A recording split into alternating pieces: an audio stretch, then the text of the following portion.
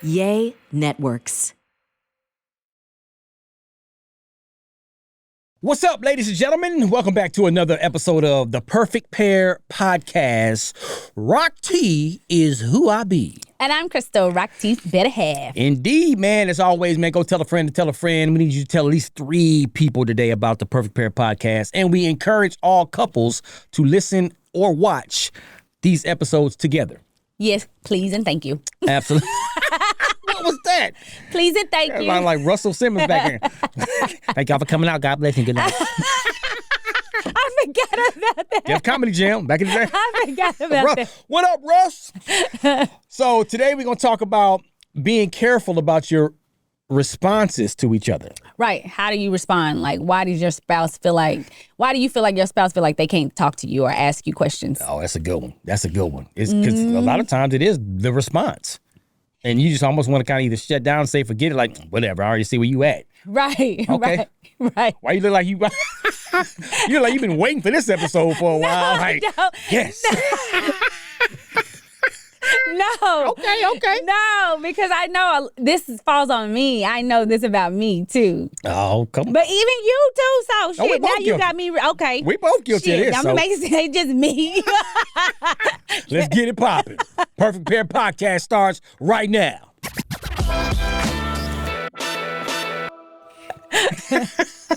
All right, go ahead and set this thing up, man, so we can get into it. Okay, so, everybody go through TikTok and stuff like that all the time. I saw this woman making a statement, and she was just saying, like, when we're out here, when you're having talking to your spouse, like when Rocky and I are talking, and he asked me a certain question, like, babe, are you gonna make my plate? Are you gonna cook dinner tonight? And then I respond in such like, what you mean? I always cook and mean this isn't that. And then you wonder why they don't ask you certain questions anymore because of how I responded. When she said that kind of made me say, wait, because I realized that about myself, like the way I respond and how I say certain things comes off. You've gotten better. You too, shit. It ain't just me. You be doing the same shit. I be telling you, your ass is mean. And if I didn't know your ass loved me, I would not think we was together for real. What just happened recently? Or something happened? Oh, it did. I can't remember either. And I said, we need to talk about this shit on the podcast because you keep doing stuff like this. Like, Rocky is mean. Oh, I'm not mean. Yeah. It was. What was it? Oh, let me tell you what he did. I remember. Okay. Detroit Lions was playing. What up, though? Detroit fans out there. They lost, but anyways. It's all good. We going to be all right. The Lion pride will continue to rise. I'm going to tell this story. So, okay, I know when he's watching football, do not bother him. Like, leave him alone. Let him watch his dang game. Like, he ain't trying to, and he always moving to the side like, yeah. So ain't really looking at me. So, of course, I go over there playing like I usually do. So I was like, hey, babe. I said, babe, I know the football game on. You can just talk to me for a little bit, just for a second. And he was like, babe, the game on. I said, what if I die? If I die, I'm going to die if you don't say hi to me. He was like, he kept looking at the game. He leaned back over. He told me, rest in peace.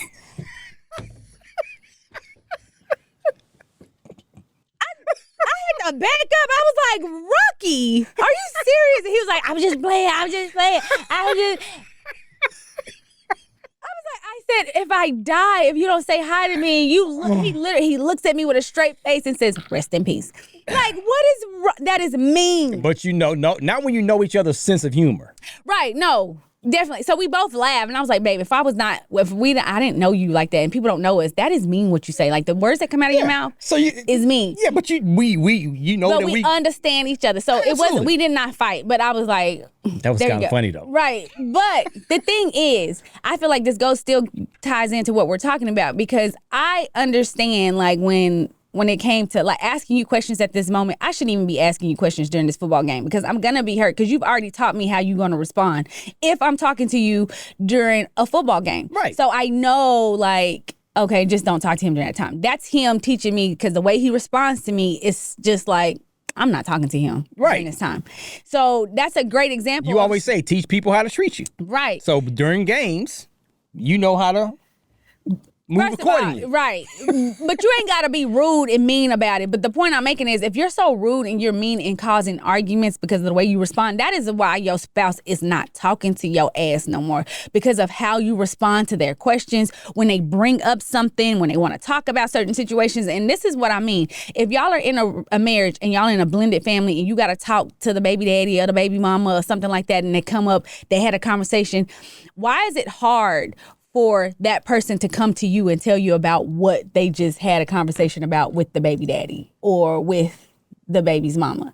And it's like when we bring this subject up to talk about, say, hey, well, I talked to her, we're going to be doing this, and that. It's an issue because your wife don't like your baby mama, so now it's a whole problem. So now it's like, I'm going to keep stuff. Whenever I do talk to my baby mama, I ain't gonna tell her every time because I don't want to argue. I don't want to fight. So then you thinking they're keeping stuff from you. The reason why they're keeping stuff from you is because every time they come to you about what the baby mama did or what she said, you make it a whole issue. When you realize you knew he had a whole baby with somebody else and you knew he was gonna have to communicate with her because the baby is young. There's nothing you can do about it. They're going to have to communicate. So for you to be mad because every time he communicates with the baby mama and he comes back to you and you have a whole attitude, this is the reason why he doesn't come to you all the time. That's the reason why he's holding stuff back. I had a friend tell me that. She's like, he never tells me. I said, well, every time he tells you something, you always have something to say smart. Snapping. And then all of a sudden, you just, you have a whole attitude, you mad, you don't want to talk to him, you don't want to do nothing. So then he's like, I don't want to cause all this confusion. Right. Yeah. I mean, it's called popping off. You know what I'm saying? Mm-hmm. And popping off. Okay. That's what it is. Popped off. And you don't even want to, because you can feel the energy. Right. You know, oh man, here we go. So it's like, I'm not even going to go ahead and go there. And you shouldn't have to be like that. But at the end of the day, man, it's like, man, just before, if you know it's going to be a little touchy, if you know it's about something that's going to be a little bit, okay, here we go, I got to prepare myself. That's when you got to kind of communicate more and say, look, we're in this situation. All right. But how do you communicate? This is the point this is where how do you communicate with somebody that you know that's going to pop off, have an attitude every time you bring up that subject? I don't think people understand, like, you got to look at yourself. I had to understand whenever you're about to tell me something that I don't really care about or I don't like I don't like certain things that we had to deal with, like how he would handle certain situations. I had to learn to not just pop off every single time. Right. Because he's not going to talk to me about it. He's not going to tell me, like, oh, for instance, like with Harm, I'm popping off at Harm, this and that. So Harm had to go to my sister to just be like, you know what, I can't talk to my mom. My daughter couldn't talk to me because she was like, I always just went left.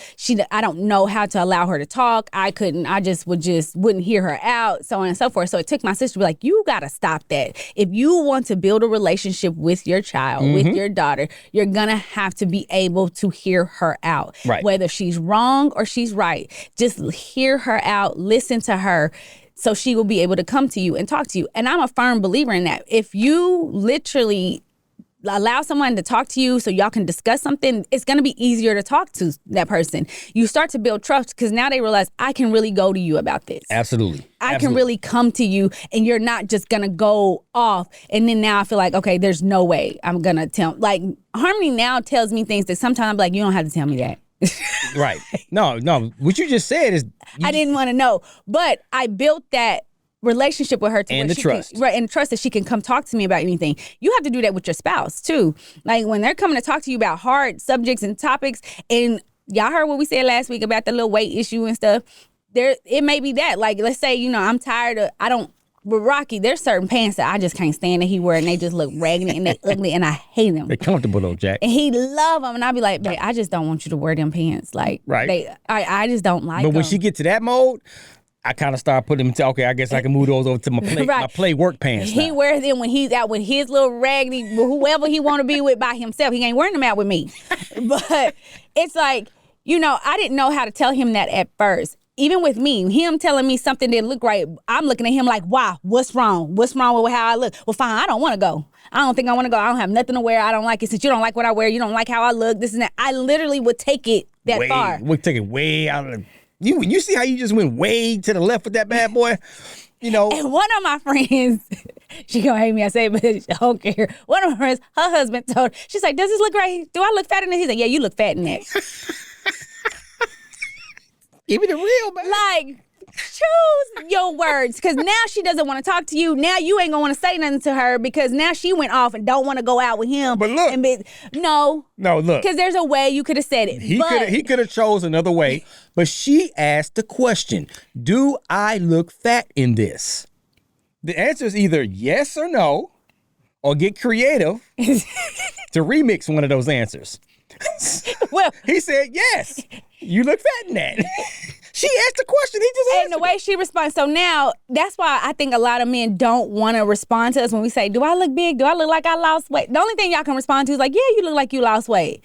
Or like my husband, like, you working on it? He don't even tell me I lost weight. He just be like, yeah, you I can tell you. Look, I can when I do lose weight, you could tell. I'm like, show. But Jack. if I haven't and I'm looking at him like, babe, I feel like I'm losing weight. Yeah, you on your way. That's what I know. I have not lost no weight in real life because he looking at me like, yeah, it's still back there. It's still all the way back there. I'm like, dang. But I also learned that, if I don't, I need to be careful how I ask things and how I receive everything. Right, absolutely. Because we all do. Right. Yeah. And when I hear this all the time when somebody's in their relationship. But before I go into that, I just want You hungry? Because I know I'm getting hungry too. Oh. Shoot. Brother hungry, man. You always hungry, babe. Man, look, it's like something about this time of the day that I get hungry. Because it's your favorite time to eat. That doggone Green Chef. Listen, it has been a life changer in our life right now. Game changer. First of all, one main reason why is because it's hard to get my boys at home to eat right and eat healthy. And I need them to eat a lot better. And so Green Chef has helped me do this a lot, especially because I'm so busy. And my son is playing baseball. Baseball's kicking up. Mm-hmm. So being able to have these meals already there, because I don't have time to go to the grocery store, come up with all this other stuff.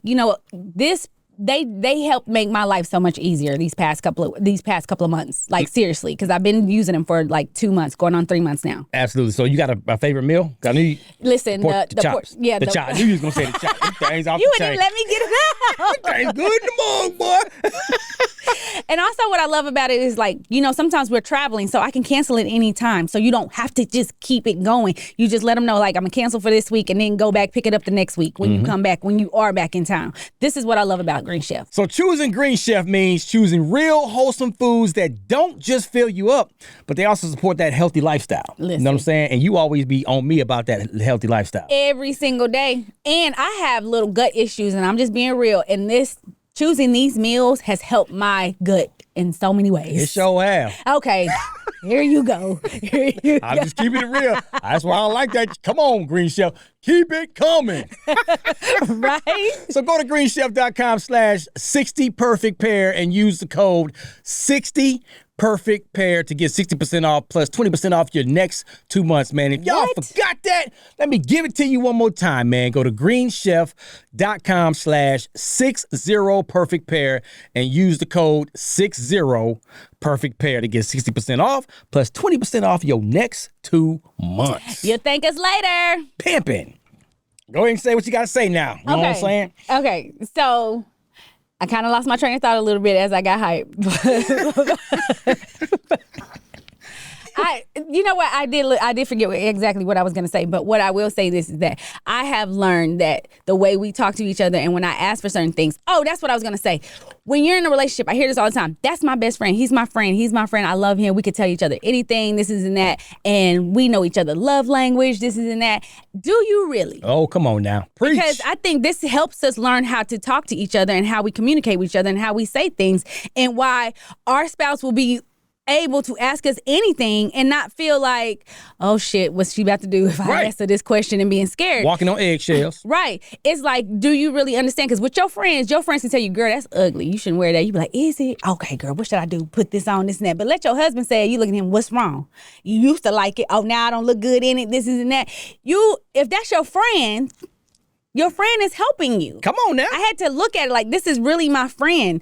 He's really my friend. When you talk about love language, I say this all the time. Love language is just not all happy flowers and giddy and everything. Love language is learning that person that you love, learning how they communicate with their body, their actions, and this and that, and their emotions. You understand when they don't like certain things, how they like things, what they don't like, their personality, if they're sarcastic. That's like I was just saying. He told me to rest in peace if I told him I was going to die if he didn't say hi. Jokey joke. Could have easily, early on in our relationship, I would have took that wrong. We would have been in a whole fight. I'd be like, you don't love me. You want me to die, such and such and everything. But not now. I know him. I know who he is.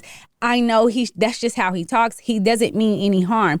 I actually understand now, like with my grandparents when they were together, how they would talk shit to each other. And I'm like, how does that not bother y'all? Like, and y'all still love each other and you can kiss each other. That's part of their love language. What is it? And it was like, that's how they communicated. That's their talking. That's how they were. They got along. It worked for them. Right. It worked amazing for them. That part, it worked for them. Right. That may not work for you, but another version, another way may work for you. You got to find out what it is. You got to find out, okay, I'm cool with this, but I got to draw the line over here. You follow me? Right. You got to communicate and talk out. It goes back to when we talk about this in one of our earlier episodes about literally pull out a notepad and make a list of things that you like or you dislike about your mate.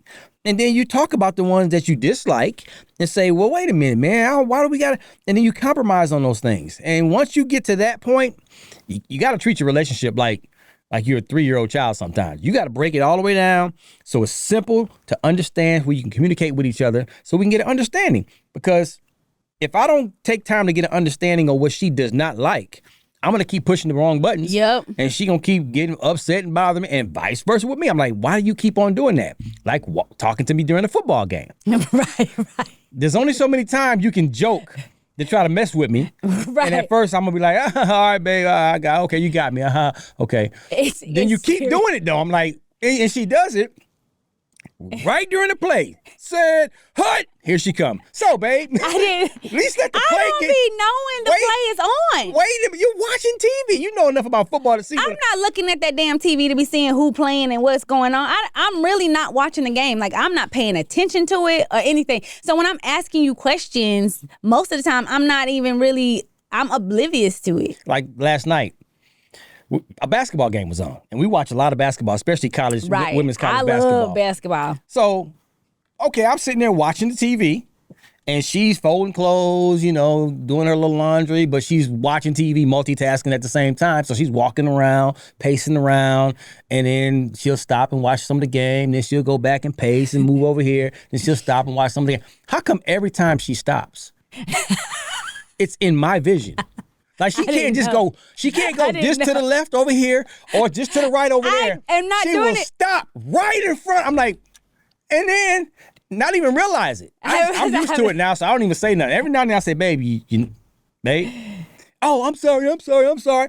But I'm like, that stuff gets kind of like. That gets on his nerves. I'm sitting here watching the game.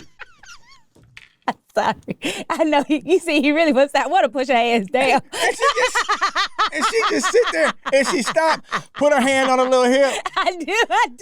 And just be going on. It like, do you realize? So now not only the body, but the arm is in the way. I'm over there trying to look in between this little hole in there, trying to look at the TV. I'm like, I'm sorry. I don't mean it. Like, I really don't mean it. So you got to understand. When she's multitasking around the house, she moves slow, like a snail. Do I? I ain't mad at that. Take your time, man. You ain't being no hurt. But she just... It seems slow because I'm in front of the TV. So it takes her 5 minutes to walk past me. I'm like... It's because I'm picking up... I see stuff on the floor. I need to fix this part, and I'm seeing stuff as I go, and then if I get caught distracted on the TV, then I kind of just stand where I'm at. You sure do. I don't know why I do that, but again, he knows, at least at that time, I'm really not just trying to get in your view on purpose. So that's probably why you didn't cuss me out. Exactly. So I appreciate it. Doggone shine. But I don't be trying to do that all the time. I really, really don't. But I do think, if we learn how we respond and we're wondering why they don't ask us certain questions, why we don't do certain things, it's because of the way we respond to them. We have to take accountability of how we respond to our spouse and how when they ask us hard, tough questions. But that's another thing. Y'all are adults at this point, especially if y'all married, y'all living together, y'all been together for some few years. Y'all should be able to have tough conversations by this point. Easy, that part. No matter what, because shit is real. It's get real. Life is real. Y'all come together after having these tough conversations and don't make somebody else feel bad about it. We got to do an episode titled Tough Conversations and how to have them. Oh, yes. We need to make a list of tough. Absolutely. Bet I'm supposed to come up with a whole bunch of lists because we done had them all. I feel like every situation. And we say this all the time. We're not saying we're experts in relationships. We're not experts in how to have a great, perfect, happily marriage or whatever, because we always tell you we're not perfect. We just learn how to be perfect for each other. But I miss my key. We perfected how we communicate. We perfected how we get through, have those tough conversations, whatever. So with each other. Exactly, with each other. So we just share with you guys, and maybe it can work for you. Hopefully it does. But But y'all can find out what works for y'all too. Absolutely. Man, I feel like if y'all learn each other for real love language, y'all will learn how to talk to each other. Like my grandma and grandpa cussed each other out all the time, but that was they loved each other. I love it. That's old school. Cussing somebody out, this and that. Yep. Like, don't nobody want your old antique ass. Shit like that was what she would say. That's that old school. He was like, shut your ass up. And she'd be like, I'll be on your ass like stank on shit. Like, I learned that's how they communicated. But they loved each other. Like, they loved, and it was just something. So I'm like, that's not how we communicate. But every now and then, I be saying my shit. But we love each other. That's what, because he's not a cusser. I'm a cusser, as y'all can tell. But he loves me for who I am. And I love him for who he is. But we learn to work and communicate with each other. So I feel like if y'all do the same thing, it'll work out. And it helps keep the relationship tight. How tight? Tight like gnat booty. You know how tight a gnat booty is? Rocky. A gnat's booty, a gnat. Rocky. He got that stuff for his daddy. Oh, my gosh. So pay attention to how you respond. That's the last advice I'm going to give. Pay attention to how you respond so your spouse will be able to talk to you. There it is, man. Hey, Perfect Pair Podcast coming to a close. One more again, man. Go tell 3 more people this week about the podcast. Subscribe, download, check us out on YouTube, follow social media. And we'll see y'all next time. One more again, always, no excuses, get it done. Stop making excuses on why you can't succeed in anything that you put your mind to. Find solutions on how you can. Deuces! Bye.